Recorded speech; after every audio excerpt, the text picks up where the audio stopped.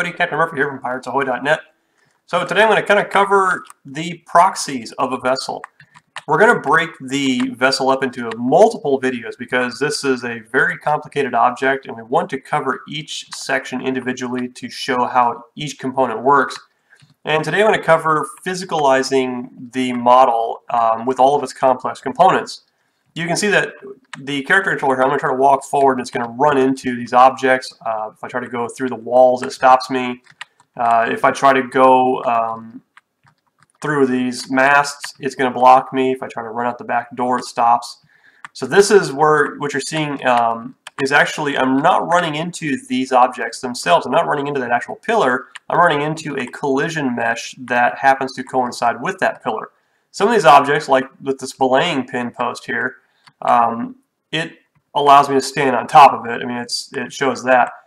It's actually not each individual pin being rendered as a collision object. It's a large bar that gets rendered, and that way you're not having to render each individual pin for a collision, which is a little bit expensive as far as your CPU.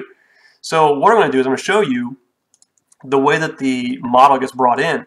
These vessels over here are actually physicalized. They've got their proxies working correctly. And this is one that is just the base model. This is what the modeler would bring into the game to work with. And when you can see here, we've got these red objects here. They've got a red texture to them, meaning that they don't have an actual texture applied. And what we've created is this physical material type that just shows that this is a physicalized or a proxy object. So in the system, if you name a part _proxy as the suffix to the name of it, it will assume that the mesh attached to it, if there is a mesh, is going to become the mesh collider. So with these objects here, you can then see that they would get rendered in, like I was saying on that belaying pin post there. These pins are not physicalized, but the post going across is. So we can, we'll see that each one is a little, or each set is a little bit different. So there is our physical proxy right there. You can see how simplified it is by comparison to the rendered version, which has the tessellation on it. So there's less expense being used to find out whether or not you've collided. So you can see right here, this physical proxy actually overlaps that belaying pin post there. So where it normally is a see-through object, that's actually being rendered as a single solid object here. Now the nice thing is that this allows you just to take and drag and drop a model in, tell it that it's a ship, and it will do this to it. It'll add buoyancy, it'll do all this work for you, and all you do is set a couple of parameters telling it where the center of gravity is, what the mass is, things like that, and it does all the work for the modeler to get it into the game. We're working on a system called the shipyard, which is going to allow modelers then to bring their model in and then be able to actually click on these objects, to click on these physical groups, and actually filter out and only show the ones that are _proxy named. Then choose them and then say, this object here is going to be a wood object, this object here will be rope, and then other objects will be cloth or whatever the necessary type is, or copper over wood, things like that. And we can then say that not only is it wood, but it can also be elm versus oak or cedar, things like that.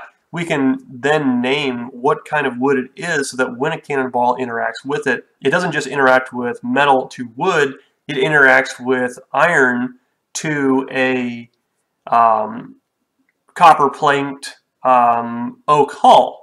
And so then we can determine then the density and ricochet count and things like that based on a very specific set of physical properties.